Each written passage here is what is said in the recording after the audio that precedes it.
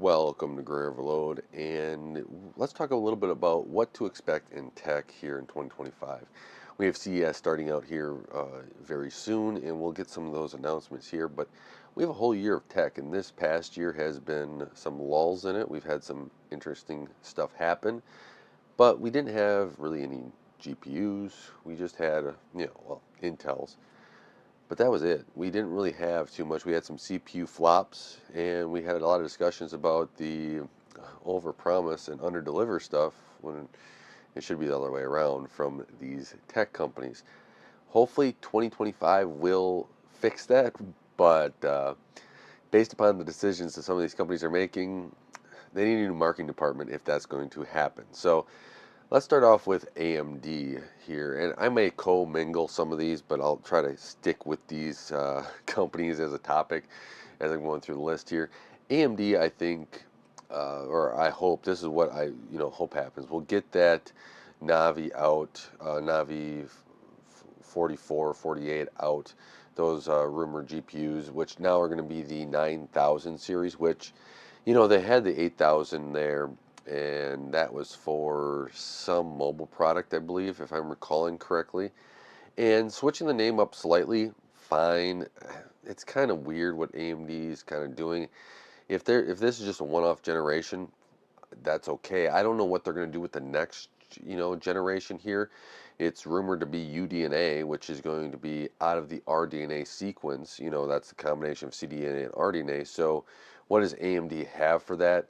And will they actually go to 10,000 from 9,000, 10,070? Maybe, but I think that's where you could kind of reset that naming a little bit here, AMD, in the next generation. But what I expect is AMD to overshoot where they need to be on these GPUs because that's what they've been doing. They're going to overpromise these. They're going to name them, a level too high, and they're going to allow Intel to creep a little bit more into their GPU market share and let Nvidia still eat their lunch at it. AMD doesn't know how to do GPUs. They kind of lost it, and until they make significant changes, I expect them to still screw up here. It's hurts me to say it because I want to see these companies actually do good for consumers, but I think that they're going to price them just a little high, and people are going to be upset about them. Their reviews are going to look, not great because they price them too high, and all the reviewers are going to go through and say this is not it, and then from there they will drop the prices. I think that's how it's going to go because that's how AMD does it every time, and they're just kind of churning slowly with their GPU side. It's interesting and funny in a I'm laughing at you instead of laughing with you sort of way, is that AMD had their GPU division when they had a problem with their company looking like it could go under, and the GPUs are what was hanging them on and keeping them going, and now the CPUs are keeping them on and hanging them going. They're doing really well, and they can't figure out the GPU anymore. It's mind-boggling to me, and I hope that Lisa Su, and she won, what was it, CEO of the year. She's been doing a good job. I hope that she puts in a lot more effort into getting this corrected, because I think there's a great opportunity here for AMD. I just don't think they're going to execute well on it yet. I think that in the future they can, and anything can always change. A lot of these people think that AMD should get out or not. A lot of this is AMD just needs to get committed and put effort into it. And with the downsides to what they did with uh, with getting the multi-chip modules for GPU not happening this time for RDNA4, I think it's hurting them. And if they can get that all figured out for that next generation, I think that's going to move them in. They need to have a full stack GPU to compete with AMD, and it needs to come in at a discount until they get it. Now, I do think that they're going to be able to get out a FSR4 and have that upscaling technology and whatever else it is, improvement and on par with Nvidia within this next year. I think that they're going to be much more closer on feature across the whole AMD software versus Nvidia, and so that won't be much of a, determination for people. It's going to be the name of Nvidia versus the name of AMD, and then you're going to have your option of Intel. Now, I think AMD needs to get to the price of where Intel's at, be a little aggressive, still have some margin on those GPUs to be able to do it.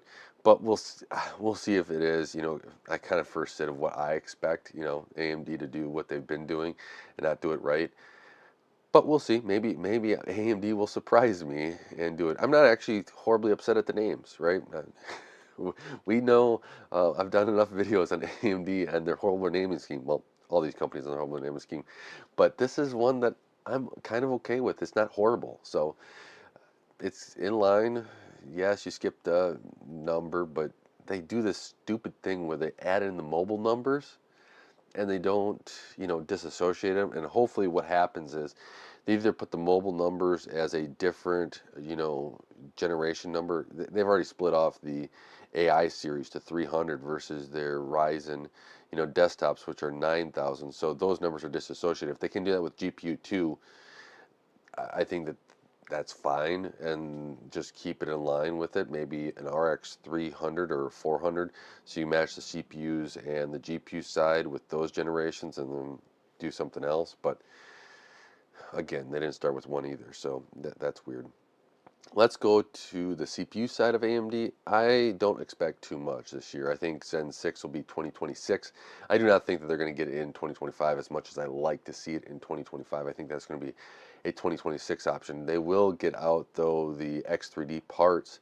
I think the X3D parts were rumored to only have X3D for the was it 12 and 16 to only have the X3D on the one chiplet. I wish it was on two, but it's not. And I think that they're fine with Zen 6 to be 2026 because Intel did not show up when they released their stuff. And even with the patches here, I've been doing some reading, trying to get caught up on that, and it's been a disappointment. So maybe Intel or AMD is just going to stay status quo until Intel has a competitor that makes a move. I do hope and I think this is going to be true, AMD will be trying to push that forward and increase their performance for Zen 6, working a lot of stuff, kind of iron out the points that they had issues with Zen 5 and that poor launch at the beginning. And if they can do that, that's going to be some good. That's going to be a good thing for consumers in 2026. So let's jump over to Nvidia. Spend some time on them. Well, how much time do we have to spend? They're going to get a new GPU out, right? We're going to have the 5090, 5080, all the fun stuff. And here we are. It's just going to be determined how much it's going to cost. Now, I still think it's going to be around, for the 5080, probably about $1,700. That's where I'm thinking is coming in. And I'm thinking around $2,500 for the 5090. And then they're going to go down from there. I think they're probably going to do 5070 around $1,100 is probably where they're going to set that. Maybe 1,000, but if AMD cannot compete with their 9070 or whatever they're going to call it, Nvidia is going to have that card higher because AMD can't compete and they can get away with it. That's the way Nvidia is going to roll. And if I was Nvidia and I was all about the greed of the money, which, if I'm Nvidia, I'm trying to get as many of these cards out as possible. I want gamers to really, to me, I want to make a decent, an okay margin, make sure the company can keep the lights on, and also give the gamers products. But, that's all me. Uh, they're also making a whole bunch of money with AI, so they can get away with this. AMD is going to be focused on AI too. I think they're going to be another year of just trying to get traction in the AI market space. But Nvidia is all about the AI stuff, and we'll see. AMD's or Nvidia is going to keep pushing it this year. And the prices of the GPUs, if AMD can't compete, and Intel we know is not competing in that market space right now, the 5060 comes out. If the 5060 can't is so much better than, what is it, the B770 or B780, whenever that comes out, does Nvidia even price it close to that? Intel could really decrease prices if that comes out, and the Nvidia one's probably still going to sell because it is Nvidia. It's got the name, And I think the 5060 is going to be the mainstream card for them in probably maybe there's like a 5060 8 gig that's 450, and then 550 600 is the 560, and then that 70 class card, maybe the 70 is 800, and then the TI version of that, or the Super, whatever they want to call it, is going to be that next step, 1100, 1200. I think that's how they're going to do it. Maybe the 5060 Ti slots in there at 700, 600, someplace in there. And that's how they're going to jump around. I hope that all the memory for all these graphics cards, we're getting out of the 8 gigs, but I don't think Nvidia's going to go there. AMD would be the only one since Intel went there, but I think we're going to have to sunset 8 gigs here on the next generation for sure. But that's how I kind of see Nvidia. There's not much to say about it. I think they're rocking and rolling, and they're enjoying it, and in their market share. And one thing about Nvidia is they do like to push. They do like to push forward here. I like their engineering, mindset of we can outdo yourselves. That's how I kind of see from the outside. Even though they charge way too much, right? And they are a dominant position, I still see them as we're going after it, and we are going to get, better each and every generation.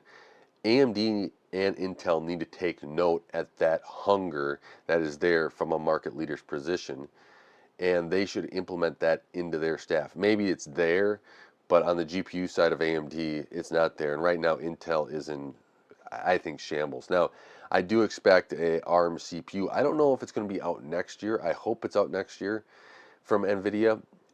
But one thing I'd like to see from this Nvidia is to get into like a desktop board. Have me be able to buy it, put in an ATX case. I think that would be a huge option for people as Microsoft gets Windows there, and even Linux, be able to come up and play games. Now we'll see how well that is. I think if Nvidia were to do that right now, in the first half of 2025, it'd be still too early. Maybe Q4 might be the right time for this, but I think whenever Nvidia does it, they want to have something kind of working on the Windows side, because if they don't, it will ruin that product a little bit and put a bad taste in people's mouths, and Nvidia doesn't want that. So when it comes out, Nvidia will want something that is more rock solid, and maybe it's just a handheld at first. I really want to see the desktop one because I want to fool around with that, in a desktop, be able to tinker and stuff. But we'll see where it is there. Uh, and maybe Nvidia just does something like that, like a dev box for those that want to tinker and give them feedback, because I'm more than willing to send feedback to companies all the time. So that's what I think about the Nvidia stuff. Let's get into Intel, the one that's been struggling the most. The one thing I expect to see them next year, and I think everyone is to get a CEO. No, don't do this co-CEO stuff for too long. I know they're doing it just to get through the search, but the co-CEOs can have issues the longer you have it. And hopefully the board is set up that you're just doing these two areas and it's just temporary, because if they haven't, it can create more issues down the road when you have co-CEOs. Rarely does it work when you have trying to have two heads lead a company. So they get that cleaned up, they find a CEO, and I want to see in this, once they get the CEO, I want to see the plan he or she has, to get this Intel company back on track. If they do that, remember Lisa Su did this, and it was a good success. There was also the guy before had a plan on AMD. He was fired because he just didn't turn around well enough. I think he was given a few years, if I recall. I don't remember his name though. I'm trying to recall that, but that sort of thing, give that plan there. And even if the plan does not succeed, at least you have something your company is working for. Because right now, it really just seems like Intel's flailing in the wind. I know there's a lot of engineers over there working hard and stuff, trying to get out good products. But when you have this directionist, you have all the layoffs, I can just imagine the moral the just everything just is sucked out of that company, all the energy and everything else. And they're trying to get back on track. And if the CEO can get them back on track and put that direction, here's what we're going to accomplish. I think that there's good things ahead for Intel if they can get that plan on. They have manufacturing. They got to go and stick to it and say, you know what? Yeah, we can do, manufacturing. We have it here. Let's work close with the design teams. Let's get out some good products. They have opportunity here. And I just hope to get back on track. I'm all for competition. I want to see, these companies succeed and give us better products. That's what I really want for a good price. And I hope that Intel can get back on that path. The Beast 580 looks like a pretty good product overall. Got good reviews. I was shocked by it. I was surprised at how well it was. I thought it was going to be a much worse product than what it actually is. And if Intel's losing money on that, hopefully that they, get it to make money. That's first and foremost. You don't want to be losing money and then put yourself in a worse position, but you also need to get those cards out there. It's a delicate balance, right? So you need to make up that money someplace else. And right now with Intel's chip, the 200 series on the desktops, they just put out a patch and it looks like it didn't do the improvement that they said it was going to do.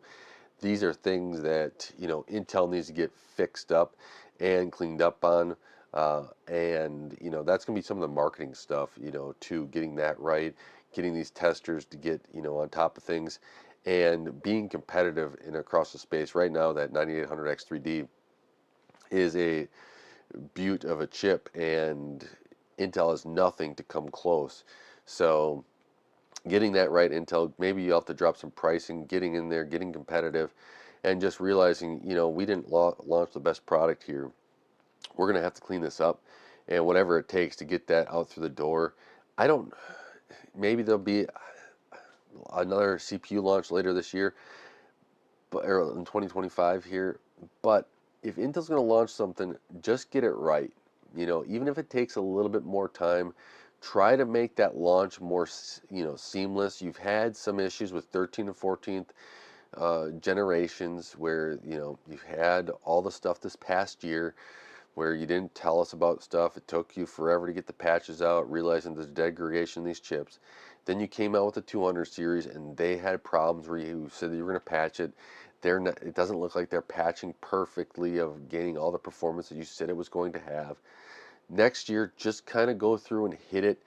If you have to get these CPUs into somebody's hand that's willing to test them in a real world scenario, get them out there. I get it, reviewers probably won't do it, but there are people out there that are willing to hammer these things in a different scenario and in real world life, so you're outside of the testing environment, so you can get something good released in the first time. And I would probably take something like that. I get there's companies out there, but you may even need somebody more independent than that, that's willing just to not just throw a test suite at it, but willing to use it in a system and just hammer it. you know some of the stuff I do, video editing, coding, all that stuff, just hammer the device.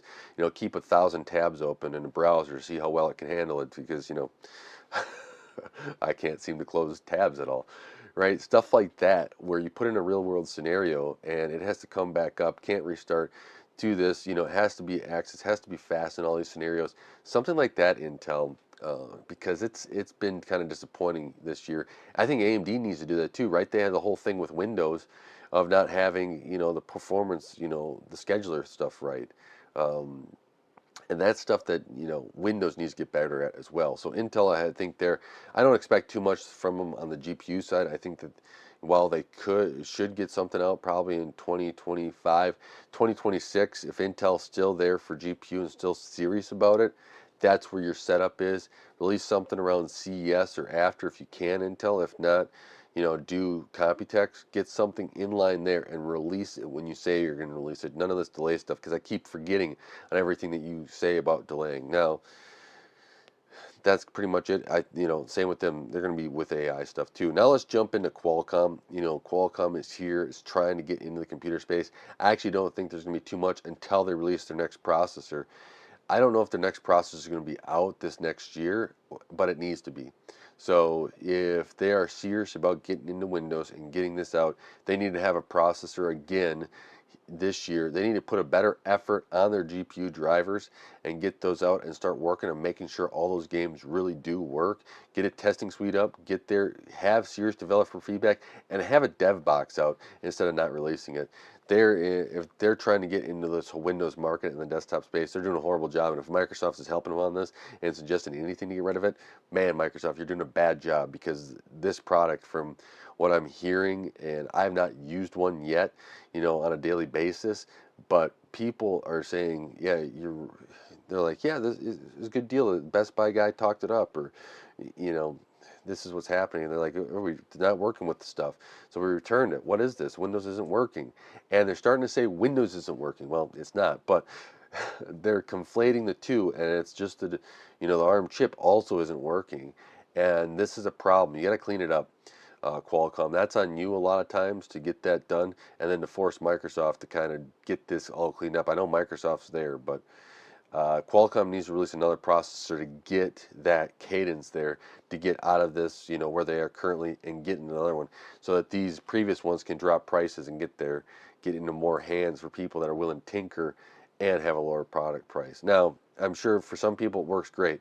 For a lot of people I talk to, and they're dealing with businesses, or they run a business out of home and everything else, they are not working for them. They're running the airs with the software that they're using on a daily basis to run their business, and that needs to stop, or that needs to get fixed, I should say, because right, everything, all these programs, right, they're not, these companies aren't basic, right? They're doing a lot of work and stuff with different, modeling, or, running different types of businesses, and their software is more specific to their business and not just running the email and stuff. So that needs to get fixed if Qualcomm's serious about getting into that laptop market. So let's jump into Windows here, and Microsoft. They just need to do better. How else do I put it? They need to fix their stuff. I get that they have recall, all this AI stuff that they want to do, but what they really need to do is, if they're going to get AI or whatever else they want, is release products when they're ready, and announce products without a date of being ready if you're not going to have it ready by that date. Recall is one good example. People are still waiting for it. And with all the problems that it's seemingly running into, both in just the press right now, and then also Microsoft not being able to release it, just take your time and get it right. Windows right now is on a downhill spiral, and it's not good for the Windows ecosystem. Everywhere I go, people complain about Windows. And they know I work on computers, and why doesn't this work? Why doesn't that work? It is a constant. People are looking for a different OS, Microsoft, and I hope that you're taking this to heart rather than saying, no, that's not true. People use it all the time. Well, people are forced to use it. You want people that are not forced to use your product. You want people to be, I want to use your product.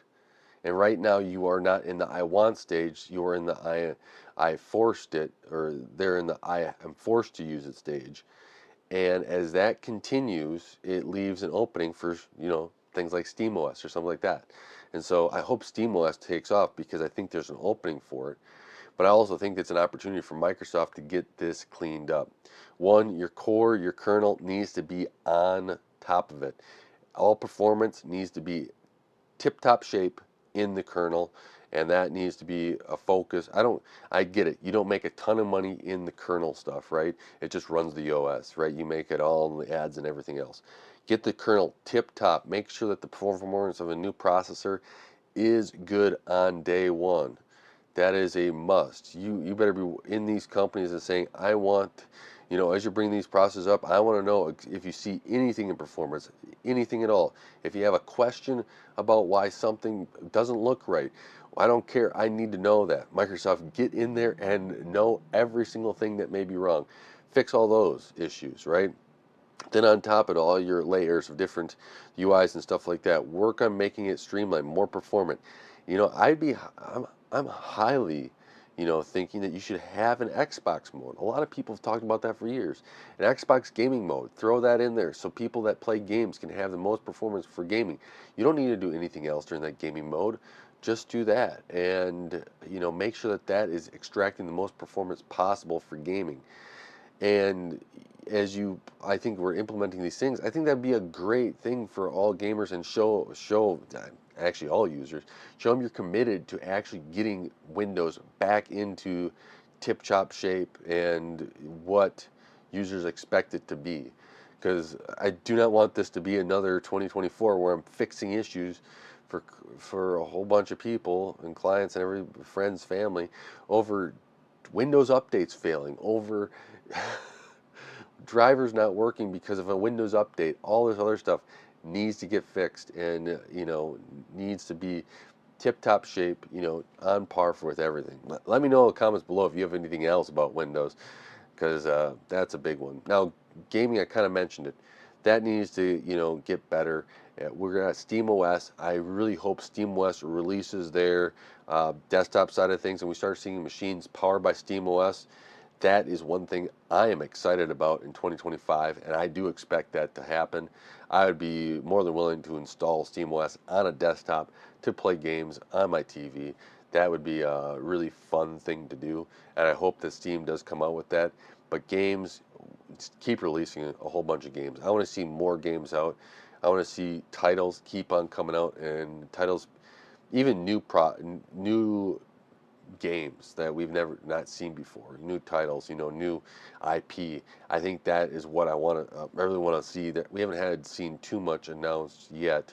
I know GTA 6 is kind of hanging the balance of where everybody else wants to go, but that is one thing I do want to see is with games. I don't play games as much. I just got back from Christmas little travels, and I've been having some fun playing a game here, and I'm like, it's fun. I like to play stuff like that. So hopefully we can see more of that and see more games. But I know this is a longer video. Hopefully you have fun watching it, and post a comment below of what you expect in 2025 in between these tech companies. What do you think the prices are going to be of the AMD and Nvidia GPU prices here that I expect to see at CES?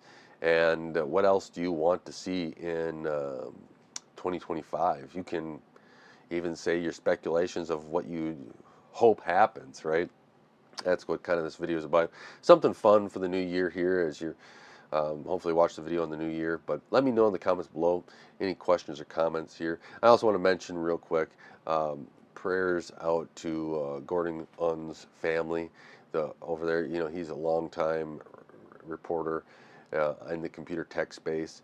Worked for PC World here recently, and if you're kind of my age, you grew up with him, in magazines and stuff, his articles, and it was sad to see him pass away this last week there, and yeah, so condolences out to his family, because I know that can be hard here, especially during the holidays, especially to lose anybody. And seemed like a great guy. Never got to meet him, but I enjoyed all his articles, his tech stuff, his what is it?